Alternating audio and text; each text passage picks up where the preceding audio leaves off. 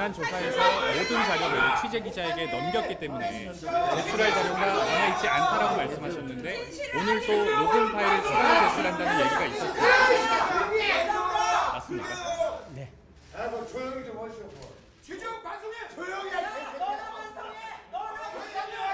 어떤 자료 제출 예정이신가요? 방송하라고.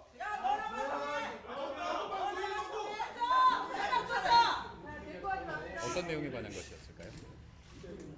오늘은 검찰에 제가 가지고 있었던 대통령실 직원 조모 과장의 통화 녹취록과 문자 그리고 보훈처 직원과 통화한 통화 녹취 이런 것을 상세하게 제가 오늘 검찰에 제출하려고 가져왔습니다. 그 자료를 당시에는 바로 서울의 소리 쪽에 넘기지 않으셨던 이유가 있습니다. 그 자료를 당시에는 서울의 소리와 또 장인수 기자들에게 바로 전달하지 않았던 이유가 있으신지. 그동안 5개월 동안 검찰 수사가 진행이 안 됐기 때문에 그동안 저희가 가지고 있었던 거죠. 그러면 카카오톡 대화, 김건희 여사와 나눴던 카카오톡 대화는 이제 모두 제출된 거라고 봐도 되는 걸까요? 네, 아주 모든 카카오톡 내용 전면이 모두가 다 제출돼 있었습니다. 그동안 관련된 자료를 제출하지 못했던 이유는 뭘지도 궁금한데요. 관련된 자료 다 제출했습니다. 백은종 대표님과 이명숙 기자 두 분을 통해서 모든 자료는 이미 다 제출됐고 그 다음에 청탁과 관련된 내용만 오늘 이제 마지막으로 제출되는 겁니다. 네. 그래서 이 자료가 왜 당시에는 이제 제보가 안 됐던 건지 그게 이제 궁금해서 여쭤봤던 거예요. 그런 건 아니고요. 이 사건의 핵심은 언더커버 취재 형식으로 우리가 각종 선물을 주고 각종 청탁을 시도했던 거고요. 불행스럽게도 주는 선물은 다 받으셨고 청탁도 절반은 반응이 없었고 절반은 반응이 있어서 대통령실 직원과 관계 부처 직원들까지 연결을 해주는 노력까지는 하셨습니다. 그러나 실질적으로 청탁이 이루어진 것은 단 한 건도 없었다는 거, 그거는 내가 분명히 말씀드립니다. 예. 출국이 현재 정지된 상태로 알고 있습니다. 출국 정지 사실을 언제 어떻게 알게 되셨습니까? 출국 정지 상태는 제가 동남아에 좀 가야 할 일이 있어서 우연하게 우리 변호사님 통해서 알아보니까 출국 정지가 되어 있더라고요. 동남아에 가시려는 것은 뭐 잠깐 네, 단기간으로 개인적인 일 때문에. 예. 그러면 그동안 좀 얘기가 되었던 김창준 전 의원이랑 좀 오래전부터 알던 사이셨던 거예요? 네, 뭐 같은 이제 미국에서 활동하는 그런 상황에서 뭐 아는 정도고요. 그분은 제가 뭐 청탁을 하기 위한 방편으로 그분의 어떤 그런 요구를 이렇게 연결을 해줬다는 것은 아니고요. 김창준 의원 같은 경우에는 한인으로서는 최초로 미국 연방 하원의원에 3번이나 당선되고 우리 한인들의 위상을 많이 높여줬고 대한민국의 위상도 많이 높여준 역할도 있었고 또 한국에 돌아와서도 남은 여생을 정경 아카데미를 통해서 정치인들과 경제인들을 배출하는 일에 노력을 해오신 분이고 그래서 이제 본인 분들이 이제 국정자문위원 역할을 했으면 좋겠다라고 의사를 표시해서 그 의사를 전달해 준 거고 또 김창준 의원께서 허리를 크게 다쳐서 넘어지시고 병원에 응급수술실을 가시기도 하셨고 그리고 또 치료받던 중에 또 실족을 해가지고 뇌희열, 뇌진탕이라고 그러나요? 그 사고가 나서 피가 뇌에 고이고 이러다 보니까 고령이시고 하니까 사모님께서 많이 우려가 되셔서 이제 돌아가시게 되면 역이민을 왔는데 미국에 안장되는 것보다 여기에 안장되는 게 좋지 않겠냐고 저한테 고민을 털어놓으셔서 그거를 내가 전달해 준 겁니다. 네. 그러니까 그 내용은 다시 정리를 하면은 네. 김창준 전 의원의 경우에는 함정 취재의 수단이 아니셨고 김창준 전 의원의 국립묘지 안장에 대해서는 진지하게 부탁을 하셨다는 건가요? 김건희 여사에. 예, 모든 거는 다 청탁이었지만 예, 청탁의 계기는 의도적으로 자기적으로 만들어낸 게 아니라 예, 그런 여건 하에서 제가 청탁을 했던 거죠. 그러니까 김 전 의원의 국립묘지 안장에 관한 청탁은 함정 취재의 수단은 아니었던 거잖아요. 그러니까 목사님이 진지하게 그걸 바라셨다는 말씀이신 거죠? 아니죠. 예. 그분은 그럴 만한 자격이 있는 분인 건 맞고, 그러나 제가 청탁을 한 건 맞습니다. 예. 국립묘지권도 청탁을 한 것이고 또 국정자문위원권도 청탁을 한 것이 맞고요. 대통령실에서는 그것을 무시한 게 아니고 대통령실 직원을 통해서 그걸 들어주려고 직원을 또 서로 연결시켜주기도 하고 그런 내용입니다. 그런 녹취록들은 다 오늘 검찰에 공개할 예정입니다. 묘지 안장에 관한 부분은 김창준 전 의원 측에서 먼저 목사님께 연락이 오셨다. 예, 두 번 다 그런 거죠. 예, 제가 뭐 그걸 어떻게 제 마음대로 할 수 있겠습니까? 그럼 국립묘지 안장건 같은 경우에 당시 김건희 여사가 대통령실 조모 과정을 직접 소개를 시켜준 건지도 궁금한데요. 네, 오늘 문자와 녹취록에 다 나오는데요. 예, 대통령실 과장이 보훈처 직원의 연락처, 폰번호와 근무처 번호를 저한테 알려준 그 문자 내용이 오늘 제출되고 또 통화 내용도 제출됩니다. 그건 요 정도로 하고요. 예. 그러면 조모 과장과 통화를 하셨을 것이고 그다음에 당시 보훈처 지금 보훈부 직원분과도 통화를 하셨을 텐데 네. 그 통화에는 어떤 내용이 담겼습니까? 국립묘지 안장에 대해서 먼저 말씀해 주시고 조모 과장에 대해서 통일TV 부분을 좀 따로 말씀해 주시고. 네, 통일TV 건은 또 별도의 통화가 또 있습니다. 통일TV 건은 여러분도 다 아시겠지만 5개월 개국 5개월 만에 정보통신부 직원이 3명이 들이닥쳐가지고 방송 송출 중단 선언을 했습니다. 그리고 그들이 돌아가고 나서 2시간 이후에 방송이 끊겨버렸습니다. 한국 방송사상 최초의 전무후무한 사건입니다.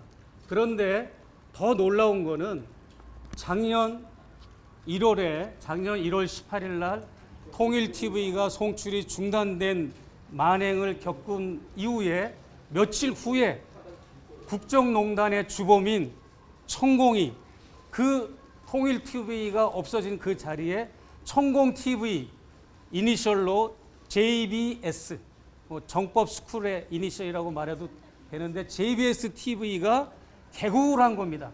그래서 제가 그 부분을 리얼하게 추궁하고 그 상황을 대통령실에 제가 자료를 요청받고 그들의 그 반응과 그들의 어떠한 모략이 있었는가를 제가 집요하게 추궁했던 거고 제가 절박한 심정으로 그들에게 제가 대통령실인 거죠.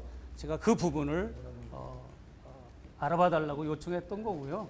그래서 천공TV는 결국 저희 측과 진보 이런 분들의 반발로 인해서 결국은 채널이 취소가 된 그런 케이스도 있었거든요. 그래서 저는 통일TV는 청탁의 의미도 있었지만 그 천공의 국정농단 또 윤석열 김건희 정권이 천공과 어떻게 야합을 하고 만행을 저지르는가에 대해서 폭로하고자 함의 목적이 있었고요.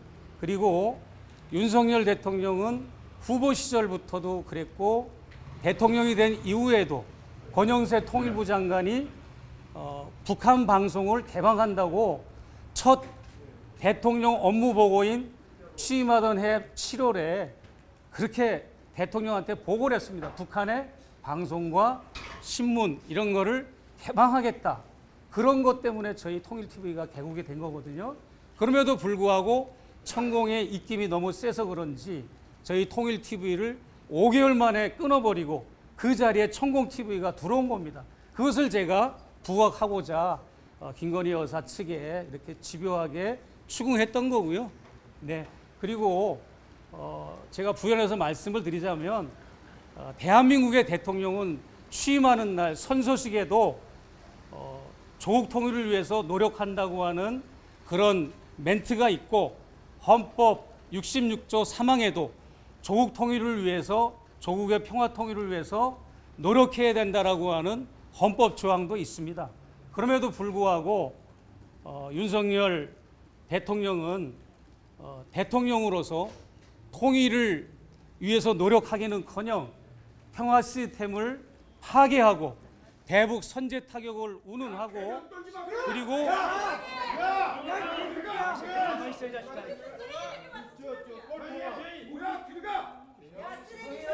취임하던 첫 해는 한미 합동 군사 훈련, 공군 훈련을 통해서 북한을 초토화시키고 미국의 공중 구비기가 또 최신의 전투기가 240대가 동원돼서 북한을 400곳으로 나누고 그것을 초토화시키는 그런 훈련을 하는가 하면, 작년에도 그런 훈련을 했고 올 3월에도 김정은 참수부대 시공훈련을 하는가 하면 남과 북의 평화 시스템을 깨고 민족 공조를 이루는 일을 깨는 일에 대통령이 이렇게 앞장서는 것을 볼 때 대한민국 대통령으로서 헌법을 준수하지 못한 책임을 저는 묻고 싶습니다. 네. 그리고 이렇게 두 가지를 한번 여쭤볼게요. 목사님 말씀을 들어보니까 통일TV 송출 재개에 관한 청탁은 성사가 되기를 바랬던 건가요? 아닙니다. 그때 이미 성사는 이미 물 건너 갔고요. 다 끊어놔가지고 복구 불능의 수준까지 와 있었던 상태여서 안 됐습니다. 안 됐는데, 기대조차 하지 않았다는 말씀. 안 됐으나 그 원인과 배경을 내가 추궁하기 위해서 그렇게 했던 거죠. 예. 목사님, 대통령실 조모 과장이랑은 어떻게 처음 연락하게 되신 거예요? 저는 모르죠. 대통령실 그 여사의 측근 유모 비서가 그쪽에 얘기를 하니까 그쪽에서 나한테 연락을 주니까 알았죠. 제가 그분을 어떻게 알겠습니까? 목사님께서 보훈부 직원에게 먼저 전화를 거셨습니까? 거기는 연락처를 줬기 때문에 내가 먼저 전화한 걸로 기억합니다. 그 직원은 그러면 목사님으로부터 이런 전화가 올 거라는 걸 알고 있었던 걸로 보여요? 그게 아니고요. 제가 확인해 보니까 이미 용산에 파견돼 있는 보훈부 직원들이 한 명 있는 걸로 알고 있습니다. 과장급이. 대통령실에 파견돼 예, 과장급이 각 모든 정부 부처가 다 파견돼 있는 걸로 알고 있습니다. 그 중에 한 그 과장에게 아마 대통령실에서 아마 언지를 했다고 통화 내용 중에 그게 들어가 있습니다. 대통령실에 파견 나가 있는 당시 보훈처 공무원에게 그 사실을 얘기를 했고, 이분이 그러면은 목사님과 직접 통화한 보훈처의 그 직원에게 전달을 했다는 말씀이신가요? 네, 그렇게 봐도 되고, 그 보훈처 직원이 김창진 의원 사모님하고도 통화를 했고 저하고도 통화를 했고 대통령실 측에 언질도 받았고 그런 걸로 저는 알고 있습니다. 자, 요 정도로 하시죠. 대통령실의 언질과 관련된 내용을 보훈처 직원이 얘기를 한 적이 있는 건가요? 네, 통화 내용 중에 나옵니다. 가만히 있어, 이 자식아. 자, 요 정도로 하고 그 알고 살아라, 이 자식아. 아, 정말. 저는 그렇게 생각합니다. 저 말고 다른 접견자들이 백화점 쇼핑백을 들고 김건희 여사를 접견하기 위해서 제가 나온 이후에 다른 대기자들이 대기 소파에 앉아 있었는데, 그분들이 왜 김건희 여사를 접견하려고 선물을 들었겠습니까? 그것은 자기들의 각자의 민원을 가지고 와서 청탁을 하기 위해서 온 겁니다. 그렇기 때문에 제가 간 날 말고도 다른 날 그 이후에 많은 그런 접견자들이 있었을 텐데, 그런 부분을 우리 검찰에서 수사를 해주시기를 부탁을 드리고, 또한 지난번에도 제가 말씀을 드렸지만 한남동 관저로 들어가서도 백석대 설립자 재판 중에 있는 백석대 설립자로부터 고가의 1,000만 원의 분재를 뇌물성으로 받았지 않습니까? 그렇기 때문에 서초동 사저에서도 한남동 관저에서도 받았던 이런 대가성 선물들, 이런 것을 검찰이 수사를 해주셔야 되고, 제 사건도 마찬가지입니다. 저와 서울의 소리가 언더카바 취재 방식으로 다양한 선물을 제공하고 다양한 청탁을 했을 때 모두 물리쳐야 됨에도 불구하고 주는 선물은 다 받으셨고 청탁 중에 일부는 반응이 없었지만 일부는 반응을 보이고 대통령실 직원과 관련 부서 직원들까지 붙여줬다는 거, 이게 심각하다고 저는 생각을 합니다. 이 정도로 말씀을 마치겠습니다. 감사합니다. 조금 비판적으로